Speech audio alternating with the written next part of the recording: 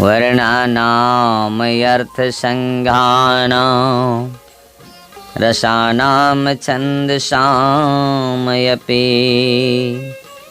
मंगलानाम च कर्तारो वंदे वाणी विनायको।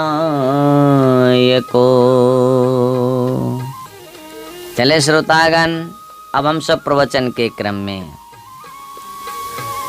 आज का विषय है श्रोतागण, कैसा हो आहार। हम लोग आज इसी विषय पर प्रकाश डालेंगे, कैसा हो आहार। देखिए, आहार से तात्पर्य ग्रहण किए जाने वाले भोजन से है, और यह 4 प्रकार का होता है। कौन कौन? भक्ष्य, भोज्य, लेय और चोष्य। ये 4 प्रकार के भोजन होते हैं श्रोता। तो सबसे पहले भक्ष्य। भक्ष्य यानी दांतों से चबाकर खाए जाने वाले, जैसे रोटी, भात आदि। भोज्य यानी निगल कर खाए जाने वाले, रबड़ी, दूध, पानी आदि। लेय यानी चाट कर खाए जाने वाले, शहद, चटनी आदि। और चोष्य यानी चूस कर खाए जाने वाले, जैसे गन्ना आदि पदार्थ। तो इन 4 प्रकार के आहारों में सात्विक प्रकृति के आहार ही सात्विक व्यक्तियों को प्रिय होते हैं। अगस्त संहिता में यह बताया गया है कि आहार दोष 3 तरह के होते हैं। कौन कौन होते हैं? 3 तरह के। एक जाति दोष, एक आश्रय दोष और एक निमित्त दोष। खाद्य पदार्थों में स्वाभाविक रूप से रहने वाला दोष जाति दोष कहलाता है, जैसे प्याज, लहसुन, मांस, मछली एवं अंडा आदि खाद्य पदार्थ जाति दोष के अंतर्गत आते हैं, क्योंकि इनमें तेज गंध होती है और ये तामसिक खाद्य पदार्थ भी कहलाते हैं।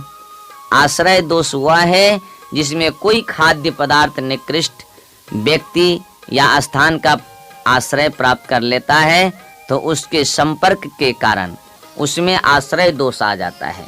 जैसे कसाई की दुकान या शराब खाने में रखा हुआ पवित्र कहा जाने वाला दूध भी आश्रय दोष के कारण अपवित्र हो जाता है। लेकिन जब पवित्र स्थान में रखी हुई वस्तु भी अपवित्र जीव के संपर्क में आने से अपवित्र हो जाती है, तो इसे निमित्त दोष कहते हैं। जैसे मंदिर के प्रांगण में रखे हुए दूध को कुत्ता या बिल्ली पी जाए, अथवा दूध में मक्खी या अन्य कीड़ा मकोड़ा आदि गिर जाए, तो वह अपवित्र हो जाता है। सात्विक आहार इन तीनों प्रकार के दोषों से रहित होता है श्रोता। इसके अलावा बासी, जुट्ठा, दुर्भावना युक्त दूषित स्थान पर रखा हुआ अथवा अपवित्र हाथों से छुआ हुआ भोजन भी अशुद्ध होता है। तो व्रत, उपवास आदि सात्विक धार्मिक प्रक्रियाओं में ऐसा भोजन वर्जित होता है। जो भोजन पवित्रता पूर्वक बनाया जाए और उसके बाद उसका श्रद्धा पूर्वक देवी देवताओं को भोग लगाया जाए, तो ऐसा भोजन शुद्ध व सात्विक होता है। इसके अलावा चोरी, ठगी, विश्वासघात एवं अन्यायपूर्वक अर्जित धन से बनाया गया भोजन, चाहे जितनी भी सात्विक आहार सामग्रियों व शुद्धता पवित्रता का ध्यान रखकर बनाया गया हो, परंतु वह भी तामसिक ही माना गया है। प्याज, लहसुन, मांस, मछली, अंडा, सरा गला, तेल में पका, तीखे मिर्च मसालों वाला एवं तीखी गंध वाला भोजन तामसिक होता है। ऐसा भोजन ग्रहण करने से मनुष्य के मन, बुद्धि एवं आचार विचार बिगड़ जाते हैं। अतः व्रत आदि में ऐसे भोजन को ग्रहण करने की मनाही है। सामान्यतः शाकाहारी भोजन का अर्थ निरामिष आहार से लिया जाता है, किंतु व्रत एवं अनुष्ठान आदि के संदर्भ में शाकाहारी भोजन का अर्थ हविष्यांश होता है। शास्त्र के अनुसार दूध, दही, मक्खन, गाय का घी, सफेद तिल, नारियल, आंवला, चावल, मूंग, जौ, कुट्टू, सिंघारा, सिंधा नमक, काली मिर्च, जीरा, मेवा, ताजे फल एवं देवताओं के नैवेद्य आदि हविष्यान में गिने जाते हैं श्रोता। तो विद्वानों का मत है कि पूजा पाठ एवं व्रत में ऐसे हविष्यान को ही ग्रहण करना चाहिए। आध्यात्म विद्या के पुरोधा ऋषियों ने बहुत पहले ही आहार के उन सूक्ष्म जीवों का, सूक्ष्म गुणों का अत्यंत गंभीरता पूर्वक अध्ययन किया था। उन ऋषियों ने अपने शोधों में यह पाया था कि प्रत्येक खाद्य पदार्थ अपने भीतर सात्विक, राजसिक व तामसिक गुण धारण किए हुए होते हैं और इन गुणों को धारण किए हुए पदार्थ के सेवन से व्यक्ति की मनोभूमि का निर्माण भी वैसा ही हो जाता है।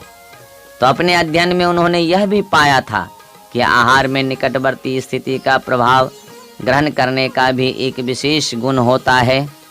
यही कारण है श्रोता कि दुष्ट, दुराचारी, दुर्भावना युक्त या हीन मनोवृत्ति के लोग यदि भोजन पकावें या परसें तो उनके वे दुर्गुण आहार के साथ सम्मिश्रित होकर खाने वाले पर अपना प्रभाव अवश्य डालते हैं। उदाहरण के लिए एक बार महात्मा आनंद स्वामी ने एक हत्यारे के यहाँ भोजन किया तो रात में उनको हत्या के सपने आने लगे। जब उन्होंने सुबह उठकर उसके कर्म के बारे में जाना तो ये पछताए कि उन्होंने अनजाने में गलत व्यक्ति के यहाँ भोजन कर लिया। न्याय और अन्याय, पाप और पुण्य से अर्जित किए हुए पैसे से जो अन्न खरीदा गया है उससे भी उसे ग्रहण करने वाला व्यक्ति प्रभावित होता है। अनीति की कमाई से जो अन्न खाने के लिए पकाया जाता है वह उसे ग्रहण करने वाले व्यक्ति को प्रभावित करता है और जिसके कारण वह भी उस अन्न के संस्कार से प्रभावित हो अनीति पूर्वक कमाई करने के लिए प्रेरित हो जाता है। तो इन्हीं तत्वों को ध्यान में रखकर ही उपनिषद के ऋषियों ने साधक को सतोगुणी आहार अपनाने के लिए बहुत जोर दिया है। साधक के लिए मद्य, मांस, प्याज, लहसुन, मसाले, चटपटे, उत्तेजक, नशीले, गरिष्ठ, बासी आदि तमोगुनी प्रकृति के पदार्थ त्याग देने योग्य है। इसी प्रकार दुष्ट प्रकृति के लोगों द्वारा बनाया हुआ अथवा अनीति से कमाया हुआ आहार भी उसके लिए सर्वथा त्याज्य है। साधक को आहार के संदर्भ में उपरोक्त बातों का विशेष रूप से ध्यान रखना आवश्यक है, क्योंकि अन्न में उपस्थित संस्कार उसकी साधना को किसी भी भांति प्रभावित कर सकते हैं। उपनिषदों में आहार के संदर्भ में अनेक महत्वपूर्ण उपदेश दिए गए हैं। यथा ग्रहण किए जाने वाले आहार के 3 भाग होते हैं। उसका जो स्थूल भाग है वह मल बनता है, जो मध्यम भाग है वह मांस बनता है और जो सूक्ष्म भाग है वह मन बन जाता है। इसी तरह पीने वाले जल के भी शरीर में प्रवेश करने के उपरांत 3 भाग होते हैं। उसका जो स्थूल भाग है वह मूत्र बन जाता है, जो मध्यम भाग है वह रक्त बन जाता है और जो सूक्ष्म भाग है वह प्राण बन जाता है। छांदोग्य उपनिषद के अध्याय 6 में खंड 5 में कहा गया है कि हे सौम्य, मन अन्नमय है, प्राण जलमय है और वाक तेजोमय है। आहार के संबंध में पाशुपत ब्रह्मोपनिषद में कहा गया है कि आहार में अभक्ष त्याग देने से चित्त शुद्ध हो जाता है। इसलिए आहार शुद्धि से चित्त की शुद्धि स्वमेव हो जाती है और क्रमशः अज्ञानता की ग्रंथियां टूटती चली जाती है और ज्ञान होता जाता है। वहीं छांदोग्य उपनिषद में कहा गया है कि आहार शुद्धि से अंतःकरण की शुद्धि होती है। अंतःकरण के शुद्ध होने से भावना दृढ़ हो जाती है और भावना की स्थिरता से हृदय की समस्त गांठें खुल जाती है। अथर्ववेद में अनुपयुक्त अन्न को त्याज्य ठहराया गया है। प्राचीन काल में प्रत्येक व्यक्ति आहार ग्रहण करने से पूर्व यह देखता था कि वह अन्न किस प्रकार के व्यक्ति के द्वारा उपार्जित एवं निर्मित है और उसमें थोड़ा भी दोष होने पर वह उसे त्याग देता था।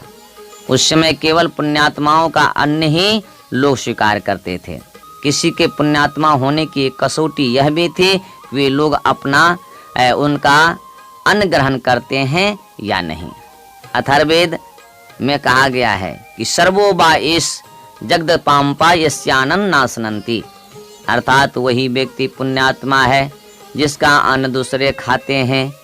वाल्मीकि रामायण में अंतःकरण को देवता के रूप में प्रस्तुत करते हुए कहा गया है कि यद्यन्न पुरुषी भवति तदनास्तस्य देवता, अर्थात मनुष्य जैसा अन्न खाता है वैसा ही उसके देवता खाते हैं। आहार के संबंध में छांदोग्य उपनिषद में कहा गया है कि यावत् साधनम समाप्ति शरीर धारणम च अवश्यम कार्यम न्यायार्जित धनेन महायज्ञादिकम कृत्वा तक्षिष्टास्नेन एवं शरीर धारणम कार्यम। आहार शुद्धो सत्व शुद्धि, सत्व शुद्धो ध्रुवा स्मृति। अर्थात जब तक साधन की समाप्ति न हो जाए तब तक शरीर को धारण करना आवश्यक है, और वह शरीर संरक्षण न्याय से उपार्जित धन के द्वारा महायज्ञादि करके उससे बचे हुए अन्न के आहार से ही करना उचित है, क्योंकि आहार की शुद्धि से अंतःकरण की शुद्धि होती है और उससे सुनिश्चित समृद्ध स्मृति प्राप्त होती है। अतः व्यक्ति को श्रोता आहार व उसके प्रभाव को ध्यान में रखकर ही उसे उपयोग में लाना चाहिए। तो श्रोतागण, समय पूरा होने जा रहा है। मैं इन्हीं वाणी के साथ अपनी वाणी को विराम दे रहा हूँ। जय श्री कृष्ण, जय श्री राधे।